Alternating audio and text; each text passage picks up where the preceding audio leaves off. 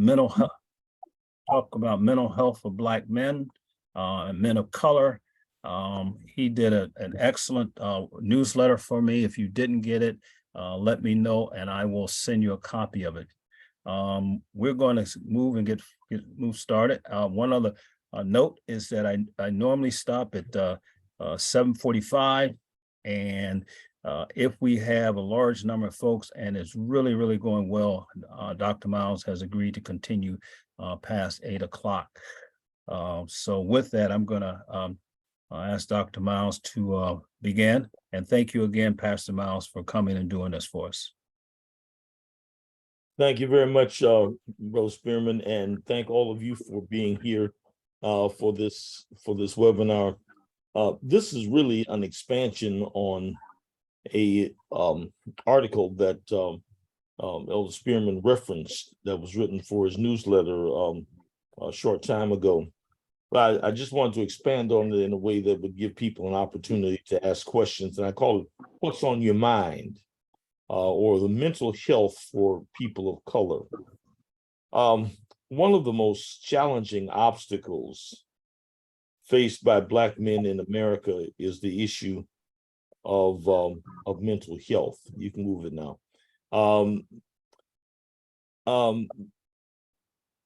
We know that America's in a mental health crisis for a whole bunch of reasons. We have, of course, the pandemic that happened and that just caused not only tremendous problems of health care or of health issues, public health issues with regard to physical health, but the mental and emotional strain of the tremendous losses, the uncertainty, the upending of life caused a lot of people to just go into a mental and emotional spiral. And I don't believe we have seen the end of it by any means. We also have been for the last several years in the middle of an opioid crisis in this country. Now we've had a drug crisis in the United States for a long time. It's interesting to me that when drugs were mostly associated with people of color, that is African Americans and Hispanics, it was a drug problem and was considered an issue that could be solved by criminal interventions. But since it's become apparent that this is a problem that's well beyond urban America and has reached its peak in places like Ohio and Michigan and Wisconsin, especially in small town areas, it's now an opioid crisis, which people are talking about we need treatment for. It's an interesting change of language, even for the same problem. But America's in a mental health crisis. A study done in 2020 indicated that at that time, we were talking about at that time, more than 20 million people, more than 20 million Americans were having mental health problems. But here's the thing, mental health and mental health problems are the most common forms of disability. It's not just a one and out thing. These are problems that take place and go on for a long period of time. And so it's something that we have to give a lot of attention to. But the other thing that I found very interesting, and that is that mental health problems are, Blacks suffer from mental health problems at about the same rate as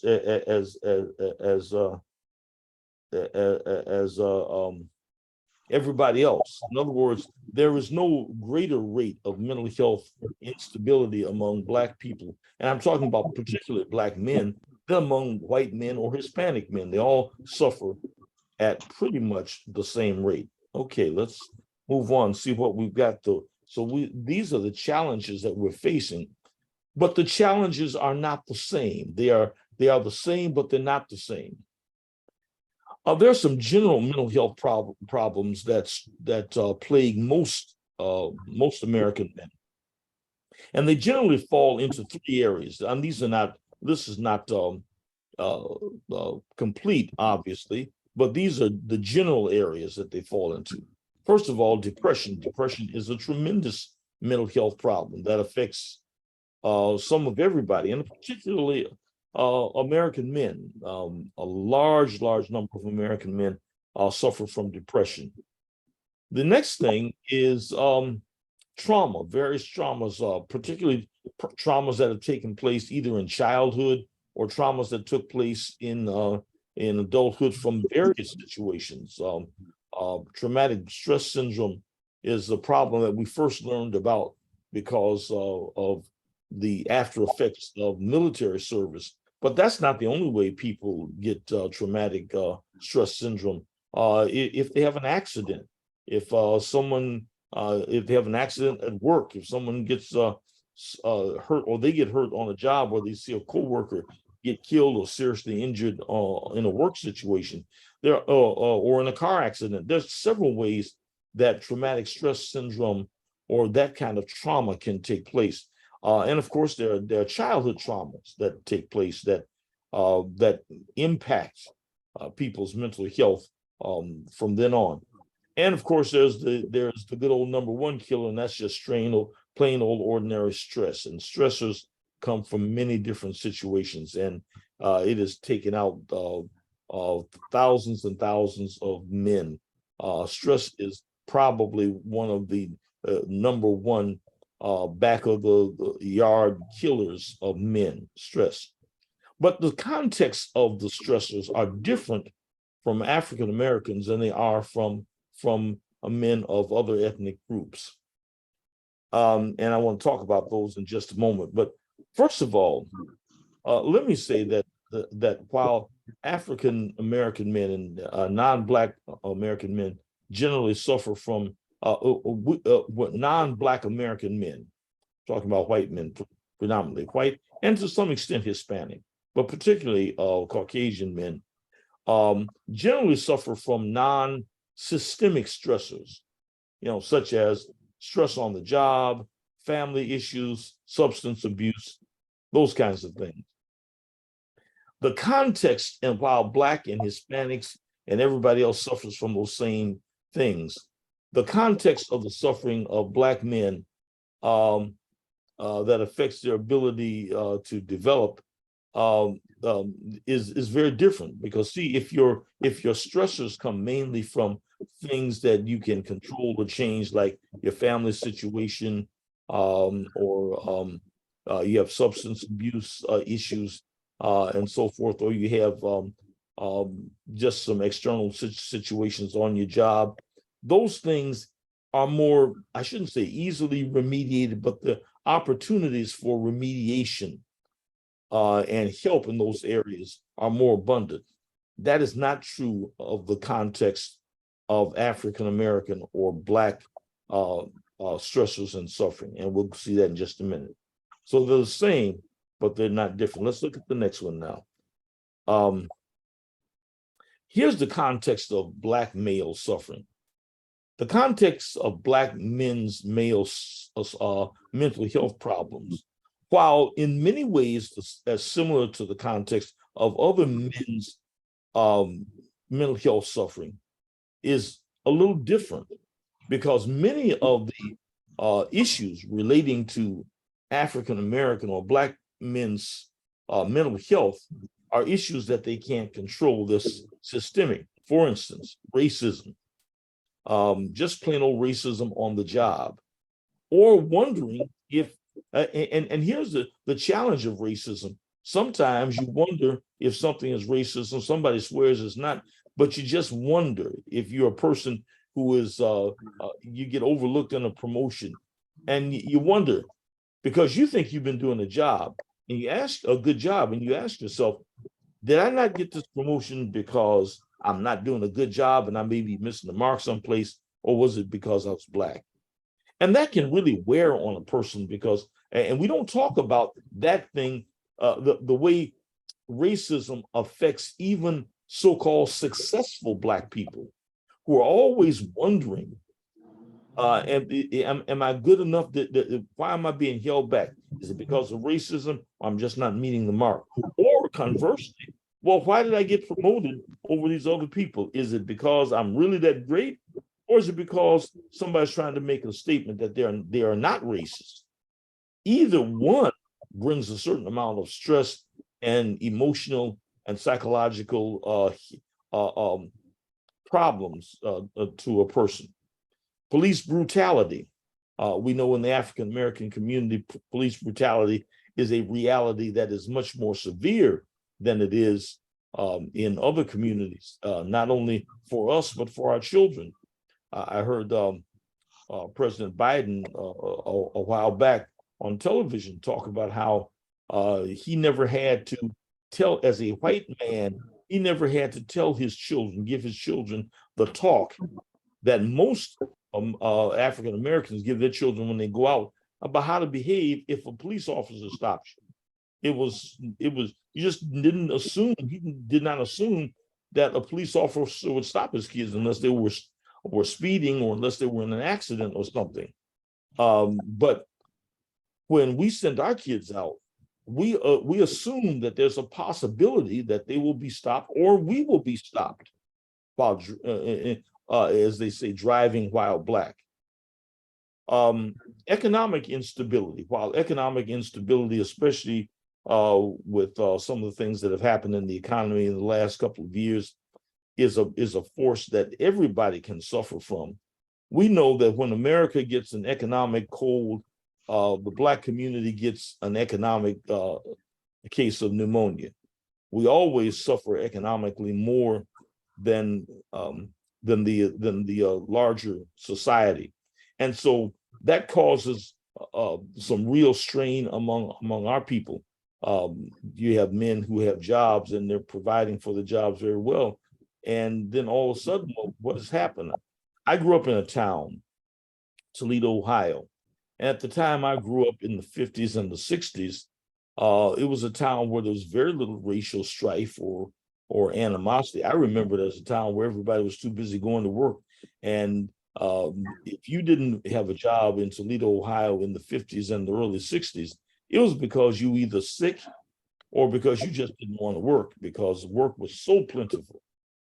Some of my friends, when they stepped out of high school, immediately stepped into jobs that in factories and so forth that enabled them to make a living for a family and buy a house and even buy an extra little vacation home on the lake somewhere and go fishing 4 weeks out of the year and so forth and have 2 cars in the garage and enjoy what we considered the goal of the American middle class.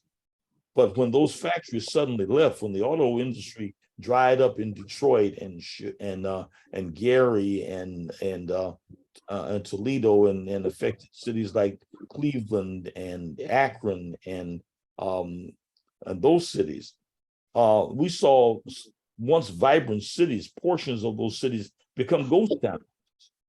Vibrant businesses had to close down because they didn't have customers. People who had been making back in the day $20 an hour were reduced to working at service industries where the best they could get is maybe $7 or $8 an hour. And so you have that's a real factor in African American communities. Community violence. We live in an area and where you wake up in the morning, and every morning when I wake up, after I've had my devotion and so forth, I turn on the TV to watch the morning news. Every morning somebody's gotten shot, or there's somebody's run up on the sidewalk. There's been a hit and run, and 9 times out of 10, it's in an African American, it's in a Black or brown community. 9 times out of 10. Very seldom. I remember how surprising it was one time a few weeks ago when there was a shooting in Midtown Manhattan in the wee hours of the morning, because those things happen much more often in our communities. And so there's a real concern of people who are living in the communities about the level of violence in our communities and the seemingly difficult time the police or anybody else has in trying to control and quell that violence. Now this is in addition to the regular garden variety kind of stressors, like family trauma, for instance, trauma that is either taking place in the past or is taking place in the future. One of the things we saw happen during the years of COVID, the reports of domestic violence began to go up. And you need to understand, my brothers, that and I think you probably know it, that domestic violence is a two-way street. It's not just the man beating up the woman. Sometimes it's the woman abusing her husband, or they're having pitched battles. So it's not just a thing where a man beats up a woman. Most commonly that happens, and it's often thought of that way, but it's not always that way. And of course, substance abuse, as we know, is a real problem in African-American communities, has been for a long time. As I said a little earlier, years ago, it was being criminalized, and it was seen as an indication of a character flaw. Now that so many people outside of the Black community are having problems with opioids and other kinds of things, it's seen as a medical problem that has to be corrected by medical intervention and by treatment. Okay, let's move along now. We want to next talk about how we're okay, you can move to the next one.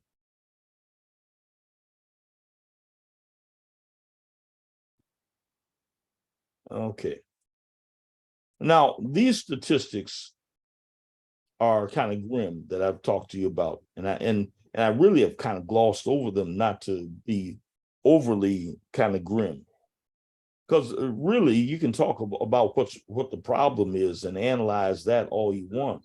The question is, well, what about help? Here's the problem that we have with help, and I can say this as a pastor who's done counseling for over 50 years, counseling and what I call religious advice giving, because I don't like to call what I do counseling, because counseling implies in our present understanding, it implies a level of professional therapy. And what I do as a religious professional, not a therapist, is not really therapy, although it can be very therapeutic. What I provide is advice giving and a listening ear, which often is what people need. But here's the problem. All men are less likely to seek help from mental health professionals, including pastors, than women. Women are the most likely people in the population to, when there's a problem, they'll come to a pastor or go to a mental health professional and seek help. So there is a reluctance to seek help on the part of all men, but Black men are all the evidence shows that Black men are much less likely to seek help from a mental health professional than white or Hispanic men. And there's also an index with that has to do with education. Black men who are more highly educated are a little bit more likely. I say a little bit because it's not a real significant statistical change in the studies I've seen, but are a little bit more likely to seek professional help than those who don't have college degrees and so forth. But Black men are less likely to seek help from a mental health professional than white or Hispanic men. And the truth of the matter is, in the Black community, some Black men are less likely to seek help than others. And it's not just economic disparity. Black men who come from Caribbean backgrounds, especially first generation people, are first generation immigrants, are much less likely to seek help or to talk about their problems with somebody outside of the family than even other African Americans. So we have a dual issue even within the African American community. So let's look at why those things happen. Why is it that people don't want to seek help? Let's look at that next.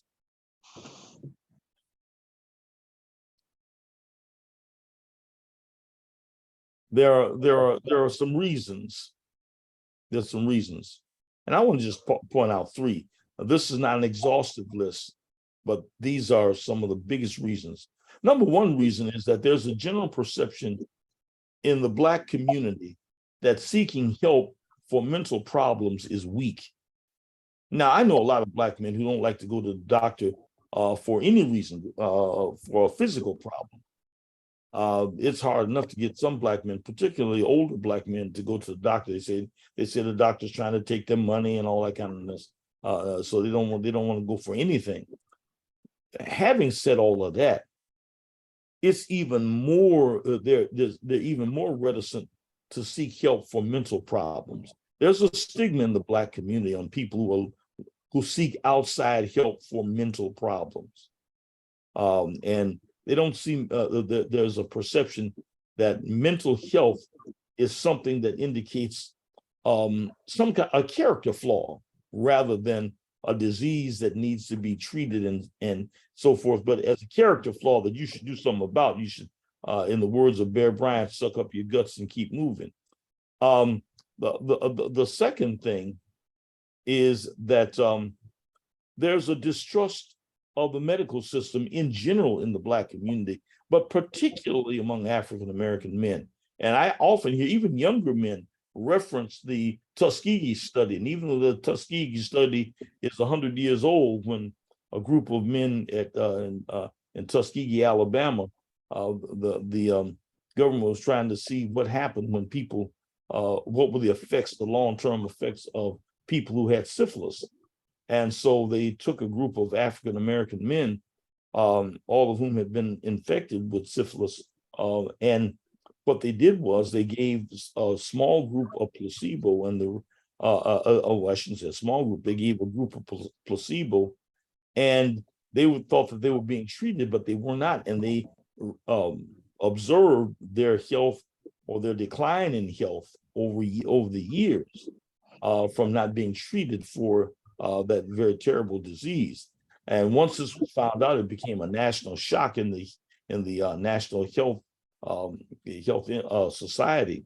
But for that reason and many others, a lot of Black people don't trust the medical system, and for good reason. We have seen that that in the medical system, in some places, people of African descent are given given less anesthesia because it's assumed that we can either deal with more pain or sometimes given more anesthesia, and we have a hard time recovering from surgeries and so on and so forth. So there are all kinds of issues that have taken place. Some are true and some are not, but they lead to a distrust in the medical system, particularly among Black men. And number three is a lack of culturally sensitive therapists, because the nature of Black mental illness causes is in some ways different than that of many other groups. We don't have a lot of therapists out there who are, first of all, we don't have a lot of Black therapists.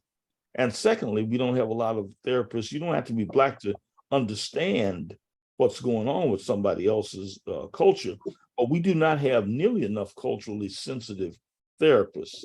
And those are long-term problems to solve. And I'll talk about those in a minute, in a little bit, if we have the time. Okay, let's go to the next, please.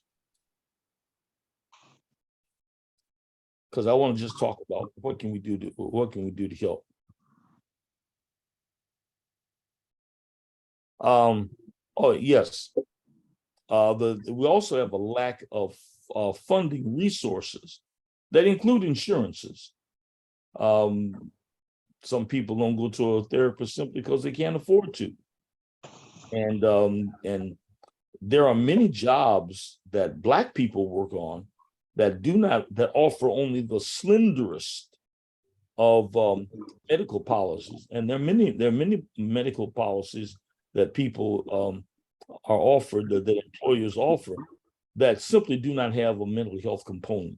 In many of the places that Black people work, you're lucky if your medical insurance will cover your dental and eye care, let alone your mental health care. So these are the whys. Okay, what can we do? Let's go to that now. What's the next? What can we do? What are the things we can do? Okay, let's move to the next slide. Next slide, Rhea. Okay. The net result, that's and this is what I really need you to see. Because of the things I've just pointed out, preventative health measures are largely, mental health measures are largely neglected. There are lots of people who end up having serious problems, but it didn't have to be serious. There were issues that if they'd just been given some preventive care, they would not have, it wouldn't have gotten serious, and they would have been taken care of, and they'd be leading productive and very appropriate lives today. But because that didn't happen, because preventative measures were neglected, because either they didn't have the financial resources, or because they wouldn't seek out any help, or even acknowledge that there was a problem, measures that could have been put in place that would have prevented and helped prevent problems are neglected. Now, the net result of that is that health issues spiral out of control. What is a small problem becomes a larger problem. And now you have a person who has a problem that used to be, it was small when they were a child, but they didn't get preventive care or any kind of treatment. And now it's gotten to be a larger problem. They're teenagers or something, and you take them to the hospital, to the emergency room. And in every major city, you've got a real problem with people coming in with problems, with headaches and different kinds of physical manifestations of what are actually neurological or mental health issues. And you got an emergency room that is supposed to be dealing with cuts and wounds and life or death, imminent life or death issues. That's also having to spend its time trying to deal with problems that should be utilized in another kind of medical venue. And in the worst case scenario, somebody cuts up at home and they act out because they've had some mental health issues that have never been dealt with. And they call the police because there's a physical acting out. And the police show up and they don't have any mental health training at all. And very often they treat the person, particularly if it's a Black person who may be acting out a little bit, they treat them like a dangerous criminal. And often the issues end up very badly. They often end up with the person being either very seriously injured or killed. And there are so many cases that have been in the news recently. You know, the cases of the young man who his family called the police to go see about him because he was having a mental health crisis. And when they got there, he was, kind of acting out, and they shot him and killed him. Or the case of the young man who was coming down the street, and he was trying to get home, and he was having sort of a crisis, but he was on his way home, and the police stopped him, put a bag over his head to help restrain him, and he ends up dying there on the street. And there are cases like this that are happening time and time again. And the ones you see on TV, on the news, are the tip of the iceberg, believe me. There are many more cases that get reported that just don't make the evening news, because every day police are called to deal with mental health issues, and they don't end very well at all. Okay, next slide, please. What can we do? What can we do? Because there are some things that I think. Next slide, Rhea. There are some steps we can take. This is not a hopeless situation. And our steps are both short-term and long-term. And the first and most significant step that anybody can make is acknowledge that there is a problem. This is a hard thing for Black men to do, to acknowledge that they've got a mental health problem, or to acknowledge that they've got a child and that has a mental health problem, because we don't like anybody to think that there's anybody, and excuse me for using this term, but it's the term we use most often. We don't want anybody to think that anybody in our family is crazy. And so there are people who have mental health problems that we will either acknowledge or ignore or kind of put the people in the background because we don't want to acknowledge that we've got people who have a problem, or acknowledge that we have a problem. We'll say, well, I just had a little feeling a certain kind of way, had a little something going on, or something like that. Not acknowledging that there's a problem is a problem. Let me say that again. Not acknowledging that there is a problem is a problem. And it is the major problem that we have as African American men. Second thing, after you acknowledge that there's a problem, you have to be open to seeking help. Help is not generally going to come your way or come the way of the person who has a problem just because they say, yeah, I got a problem. You're generally not going to, somebody's going to step up and say, oh, you got a problem? Let me help you with that. That's not the way it works. The thing is, mental health, see, here's the thing. You can fall out in the middle of the street with a heart attack and people around will try to help you. There's a very obvious acknowledgement that you got a problem that's a life and death issue. When I had my stroke a few months ago, I was in a public place and I told somebody to call 911 because I didn't feel well. It was pretty obvious that something was wrong with me. I felt it, and the guy responded right away, and of course they got me the appropriate help that I needed. But see, here's the thing: what happens when you're having a mental health crisis, but nobody knows it? There's no obvious sign. There's no blood. There's no wound that you can see. But you just see somebody acting a little odd, but you see people acting odd all the time. Doesn't mean that there's a mental health crisis. So even people who might want to intervene in some kind of way, first of all, they can't help. And secondly, they wouldn't have any idea of how to help. So mental health is something that the person who is suffering or people around that person have got to be proactive in helping them find help. But that person has to be willing and open to seeking help, willing and open to seek, and I should have said also to receive help. Once help is offered, to receive it. Now, here's a tricky one, and this is for all of us. We all need to learn about mental self-care.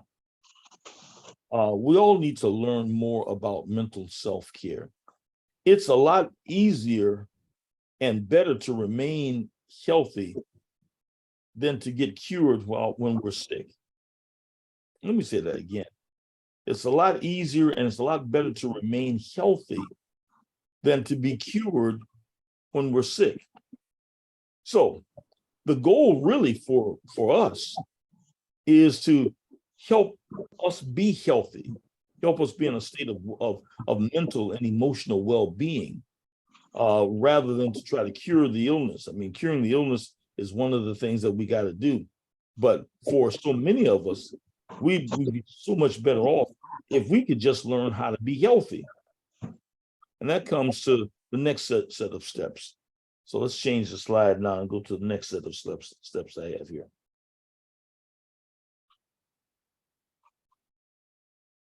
Okay, Ray, you can change this now. Who do you turn to? You know, they used to sing a song, "Who Can I Turn To When Nobody Loves Me," and so forth. Who can you turn to? Traditionally, we have turned to the church when we turn to anybody. Let me say that again. Traditionally, we have turned to the church if and when we turn to anybody. The church has been a blessing and a curse at the same time, because depending on who the leader of the church was, you may get wise advice, or you may get advice that just simply makes things better, makes things worse, pardon me. So you have to have a wise and trained minister. I don't mean the minister has got to be a therapist, but it's got to be trained in understanding human behavior and the human brain and so forth. That's something that we have to get. First of all, find a wise and a person who can give us wise, and trained and trusted leader. You can't trust everybody either. But there are people who are pastors and people who are what we call a trusted elder. When I say trusted elder, I'm not just talking about somebody who has an office in a church, but I'm talking about an older person in the community. Every Black community has an old wise man. I call him a sage, that everybody knows this person. They may not have had much education, much formal education, but there's somebody you can go to and trust and just talk to, and they'll listen to you, and they will give you good advice. So the people you ought not to go to are the people who are in the same kind of situation as you are. And unfortunately, when people start talking about their problems, they talk them around their own friends and people, and those friends talk them to somebody else. And everybody knows your business, and that's why people don't want to talk to anybody. But right now, the first line of defense in emotional well-being in many of us, in many of our communities, is a trusted leader who may be a religious leader, or who may not be a religious leader, but maybe just a sage in the community. One of the things that's happening more and more is that churches and fraternities are establishing support groups. I know the Omegas and the Alphas and others are establishing mental health support groups. They're also working on some other plans to try to get more African-American young people to study psychology and to become psychiatrists, trained therapists. But that's a long-term solution. But right now, what can we turn to? I mean, if you can find a group in your church or in your fraternity to support in various situations, and sometimes the support groups are very specific. You know, I know one fraternity in one town, and they set up a support group because they were finding that a lot of African-American men in their early 70s were experiencing going from being a husband to a widower. I remember talking to a friend of mine who said it didn't strike him until maybe about 3 weeks after his wife's funeral. He went someplace and he had to sign a legal document, and they asked him his marital status, and he had to put widower. And it just he just kind of broke apart. He said, I'm sitting in this office and I have to write widower on this blank piece of paper. And I just broke down and cried. So in this particular town, a fraternal organization actually started a support group for African-American men. It wasn't just for African-American men, but primarily for African-American men who had been in long-term marriages who had lost their spouses. And and many churches are now looking to how you do it. And you have to be really careful with this, because churches, when they form these groups, they have to help people understand this is not a therapy group. This is not a group that claims that they're going to treat your illness, but it's a group that we can come and share our issues, and we can talk about them, be transparent with each other to a certain degree. And the biggest thing these kind of groups do, these support groups do, is help people understand they're not in this by themselves. Because sometimes when people suffer a trauma like the loss of a loved one, or the death of a child, or serious traumatic injury or something like that, they think they're the only one in the world who's suffering like this. And sometimes it helps just to know that there are other people who are struggling with the same or very similar problems. And this is how they're trying to get through on a day-to-day basis. And of course, the preferred method or person you can turn to is a trained therapist. Here again, some people can't afford one. It becomes a challenge to them. But as more, and some people, if they can, even if they have the insurance and so forth, they won't go. So this becomes a challenge to all of us who are able to get to a trained therapist. First of all, to be willing to go, and secondly, to find one who is culturally sensitive. And you may not make it on the first try, or the second, or the third. I know people who have tried more than one, maybe two or three. And one person I know of tried 4 therapists before they found one that really met their needs and they could really make progress in.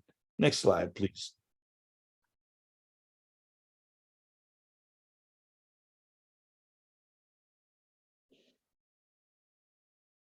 Talking about long-term solutions. And this is more long-term, but we need to develop more trained and culturally sensitive therapists. We need to do that. And I know that here again, some of the fraternal organizations are working very hard with some other nonprofit organizations, as well as some companies, and getting some government aid to find young people, to recruit young people who can be therapists, Black people who can be therapists, who will really go into the profession. And this is a long-term problem. It's going to take time to resolve, but they're doing this. And the next thing is we need to develop more self-help processes for ourselves. Right now, that's the key, developing more self-help processes for ourselves, because it's going to be a long time before we have more therapists. But we can develop some things that can help us in the meantime and help us on the road to wholeness and happiness. And it's crucial that we help each other. It's crucial that churches and other organizations form self-help groups that are led by appropriate and qualified people to just lead us into ways of self-help. It's important that as individuals, we learn more about mental self-help and share it with others. It's important that we develop strategies where we can come together. And there are many things that bring us together as Black people. There are also many things that divide us. You know, some people who are in religious communities don't want to associate with people who are not in their community. Some people who are in a certain socioeconomic group don't want to associate with people who are not in their group. But I will tell you this: mental health cuts across every demographic. It cuts across your age, your social status, your socioeconomic status, your religion. It affects everybody for different reasons, and for some of the same reasons. And for that reason, if nothing else, we need to work together to develop more self-help processes for ourselves until we can get more professionals that can help us in the long term. It's better that we find ways to help ourselves become healthy and remain healthy than to necessarily it's more incumbent upon us to do that now, even than to find people who can help us with those who are critically ill. Now, that's where I think I ought to stop. And I'm willing to entertain any questions or any discussion that you want to have at this point.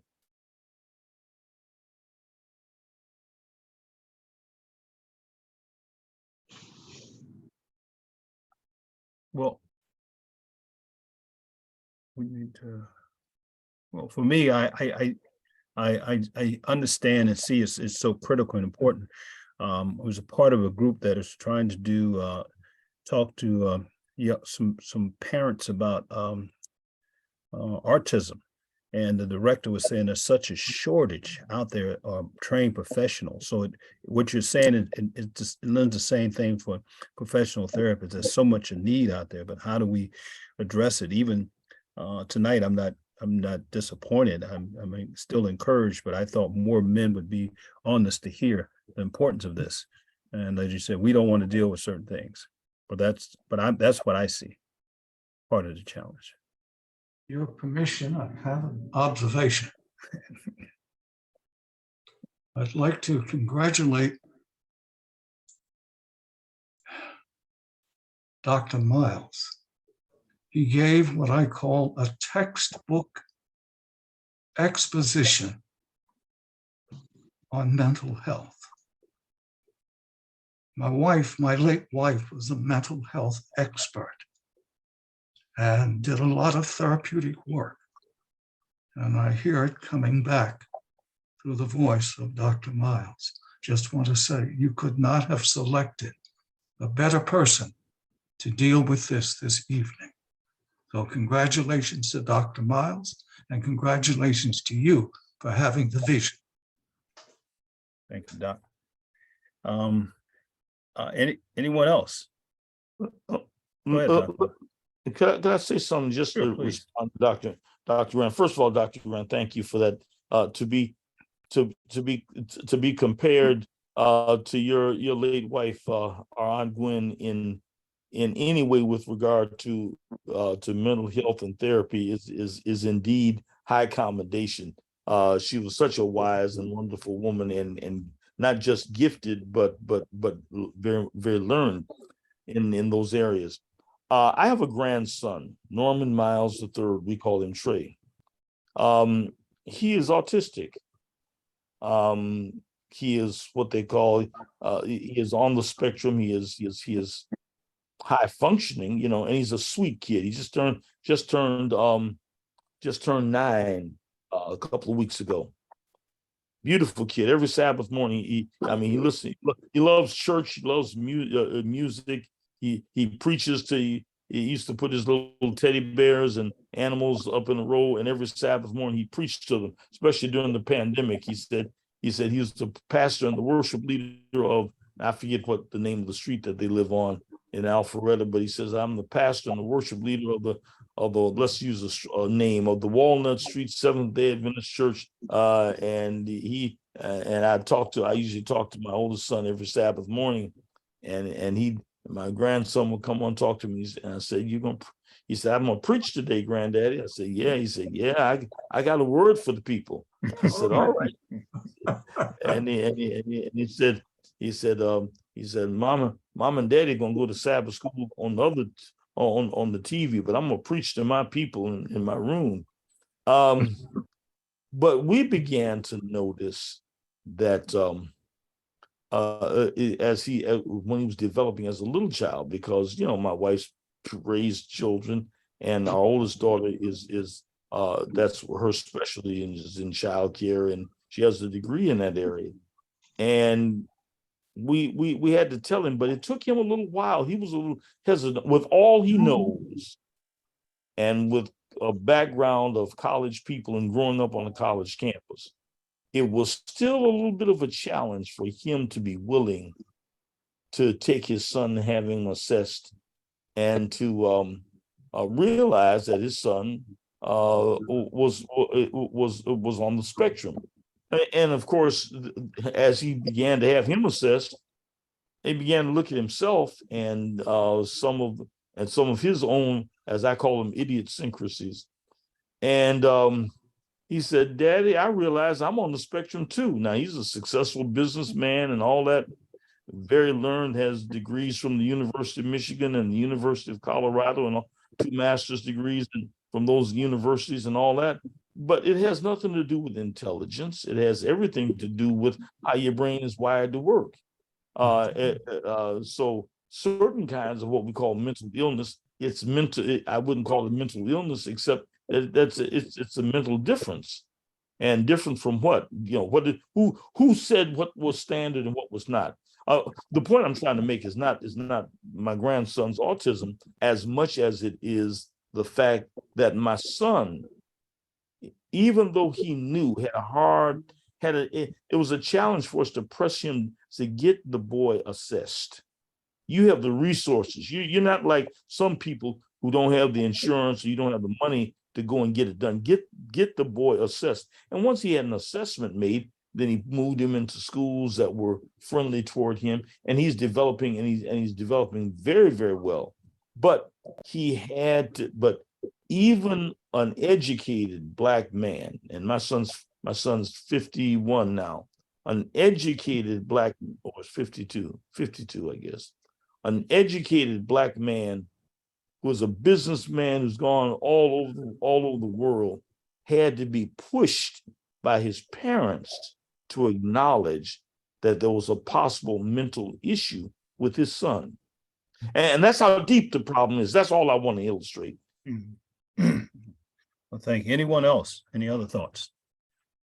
Yeah, I would like to first thank Dr. Miles for an outstanding presentation, one that is much needed Unfortunately, many times the folks who need to hear these messages are not the ones who are on the call. Absolutely. That's one of the challenges we face, is trying to get the message out to those who might benefit the most from it. But I also want to just throw another piece in there on top of everything else that's been said.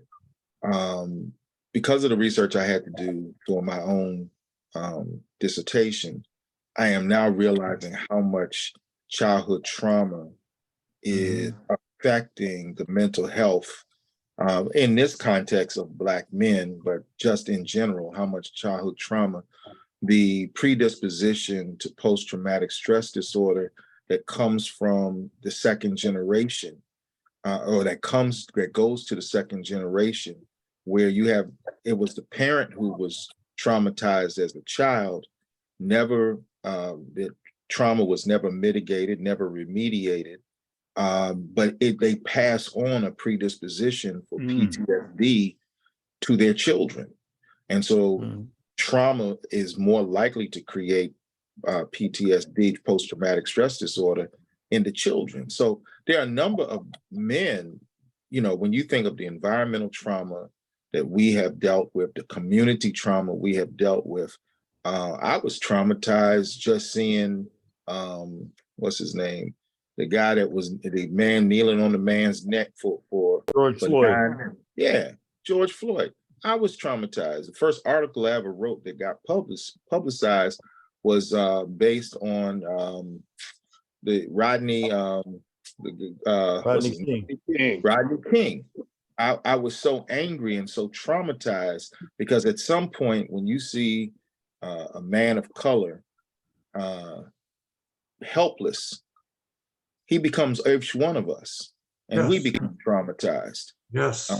You can say, oh, they're a criminal, oh, they were selling Lucy's, like the young man in New York. But once he's helpless, you've already subdued him. He's already handcuffed. The man in Virginia, you got 9 people laying on one man and crushed him to death. That's trauma. And we pass that on, that trauma on to our children. Even, I'm not even talking about in terms of the stories, I'm talking about through the genes, through the predisposition for PTSD. So thank you, Doc, for opening up a really important topic. Sorry if I went on too long, Elder Spearman. This is very good. This is helpful. Like I said, we stop at 8, but if there's still opportunities and conversations, we can continue. Dr. Miles agreed. If there's some additional thoughts, it's only my two great partners and us here, but let's continue to talk if we want to. One of the things I do want to share and thinking is that before the year is out, hopefully Elder Palmer and Pastor Miles, we will be able to do this again, but bring it to the men of Trinity. That might be, if you two take the lead and do it, they may come on board. There's usually some reservations because, this is, my site, this is not it, I don't need to do that. But when leadership says come on board, they have a tendency to come on board and participate, because it is critical. It's just not long. Today I had at least 10 or 12 people say they were coming. I had 4 said they couldn't come, and the strong supporters, Brother Al and Dr. Grant, are here. But I think it's critically important. The other piece is that we're going to, this will be on the website for folks to download and view. It is so important. I just say that the fraternities are trying to begin to do it and get engaged and getting involved. How do you reach these men? How do you tell them? Once again, as they say, they don't have the problem, they can handle it. But you see just on the basketball courts or wherever you're hanging out with them, the issues, someone began drinking more, hanging out less, going to places they normally wouldn't go to because of the stress and trauma, whether it's in the home, and if they're out of the home, blaming the spouse or the mother, the other for costing me so much money for child support, or I can't do this, we can't do this, or those kind of things instead of really confronting the issue. So I think it's critical. I'm happy in terms of sharing this, continue to share them somewhere down the road. Get our men to the table. Yep. So Well, if I might say this, I think what you've done here is an important thing, and that is going to be available to those who may want to look at it at their own time and place and digest it. We just need to work hard to get the information out and to help people. It takes a lot to get Black men to be comfortable with talking about their pain. It does, and all of us carry it. And I was when Pastor Palmer talked about how sometimes the first generation is traumatized, and they don't mitigate their trauma, and so they in various ways take it out on the next generation. I've seen that happen so many times, but I've also observed something interesting in my own life. My mother was extremely traumatized. You guys have heard me talk about how my mother hated the South. I never knew why, because she never talked about it with us. In her later years, she talked about it with my niece who cared for her and who she was very close to, and she did share some trauma and some things that she had seen. But I do remember the one reference to that to me was when I was in the 8th grade, and I told you that incident when I got a C+ for my midterm grade in math, and she was called to the school, and when I got home, she gave me down in the country about that, and she said, I didn't send you up to that school to not pay attention and so forth. She said, I left the South as soon as I was able to, because I didn't want any children I would have to suffer what I had to suffer. Never knew what she had to suffer, but she said, but her thing is, you have one job. And some of you heard me talk about how my mother used to always iron out, even though she was a full-time working woman, she ironed my clothes for the week every Monday, and had breakfast on the table at 7:30 and all that. Her thing was, she was doing everything to prepare me to do my one job. My job was she said, I'm sending you up to that school to learn. That's your one job. And that was her attitude. It's an interesting twist on how some people handle trauma. That's the way she handled her trauma. But I would dare say maybe it's because she was a woman. Maybe if she'd been a man, she would have handled it differently. But that was the way she handled her trauma, to try to make sure. I mean, some would say she went overboard, because when I had never washed a thing in my life until I went away to college, and I got a scrub board and washed my underwear, and the rest of my clothes I sent them over to the college laundry. So I never really did any real washing till I got married. My buddy and I were talking about how when we left home, he got his first apartment. He had to call his mother and find out how to run out the washing machine, because it's not because they were trying to spoil us, but it was because that was our mother's way of saying, we want you to be ready to do what you got to do as a man.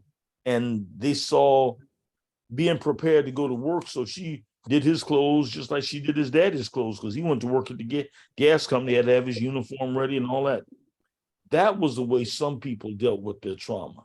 And I hope we come out with other studies that indicate how and Elder Palmer, I've read and listened to parts of you talk about your dissertation. I will be very anxious to read the whole thing, but I hope it begins a bunch of studies about how we deal, particularly Black people, particularly people in the church, deal with trauma, and how we can deal effectively, because all of us have some kind of trauma. How do we deal effectively with it? I'd love that to happen. Elder Spearman, if I could just piggyback on what Keep on going. We good. Dr. Miles shared with us. One of the challenges we have particularly in the church and particularly in the faith community. And this is part of the research that I did when I was doing my literature review. One of the challenges we have is that we deny trauma in the church. We minimize trauma in the church. Just pray about it. It'll be all right. Just take it to Jesus and you'll be okay. And so we have it, and then when there is actual abuse, we really don't deal with it. I'll give you a brief example, which just blew my mind. I was preaching at a church where I used to pastor. This was some time ago. And there was a family that I had gotten really close to. They treated my wife and I and our son like family. And so one of the sons, who is older than I am, came to support me when I came back to the church to preach. Now, he was not an Adventist, he was Baptist. And I knew he was gay, and I knew that he had a partner. So I was trying to be cognizant of the fact that, I know his story. I shouldn't say I knew his story. I knew his circumstance, because I'm getting ready to tell you his story. So I said, it's good to see you. Thank you for coming out and supporting. I appreciate seeing you, and tell your partner I said hello. That's all I said. He said, well, you know how I got this way. Now, this is in the church, in the back of the church after service. And I said, no. And he said, well, my aunt used to bring me here when I was about 8 or 9 years old. And one of the members here molested me. And it got to the place where I liked it. And I became sexually imprinted. And that's how I became the way I am. He said, and now, this church would not accept me and my lifestyle, but the Baptists will. So that's why I'm not Adventist. Okay.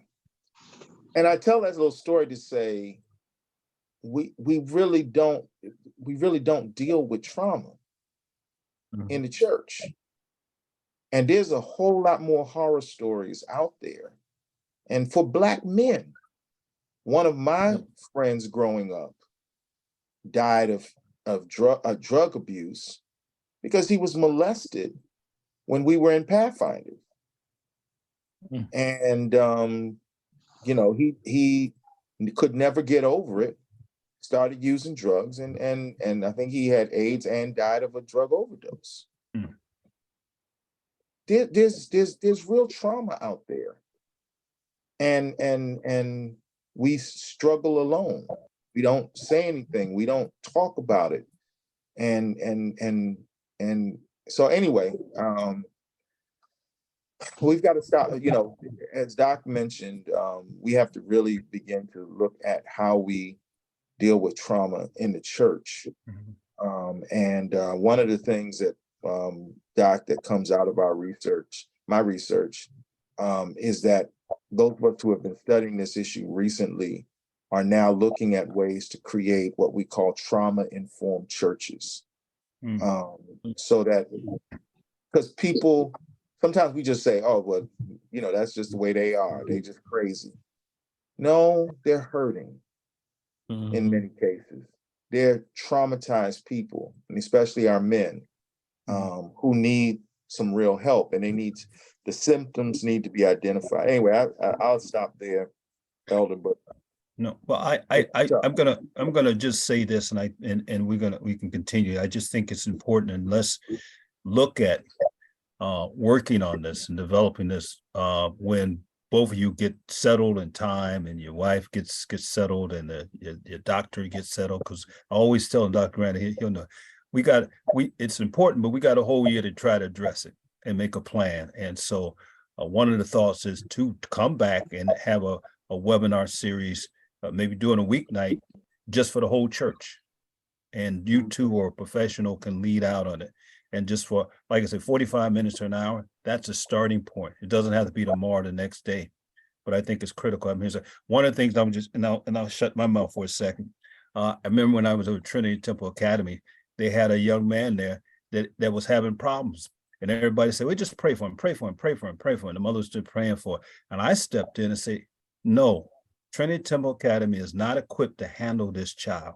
He needs to go to a public school system where they got the resources to help him. Yeah. The mother finally agreed, and that got him out of Trinity, got him to a public school. The resources was there, and he was helped immensely. And they also diagnosed him for some other ailments, depression, other things.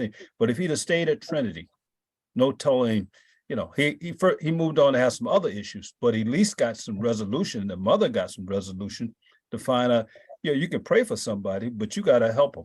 And that's one of the challenges, like you say, things go in the church, we talk about praying about it, but we don't say this is the resources that you need to go get. I was scorned for a while because I did that, took the kid out of Trinity Temple Academy, and because that's what the mother said. But at the end of the day, the mother was very happy and found some resources. So I think that's where we need to continue to move to. A great Southern exposition. Prayer is wonderful in prayer meeting, but it's not much in bear meeting. Go ahead, Doc. Only you. Brother Al, do you have any comments before we close out?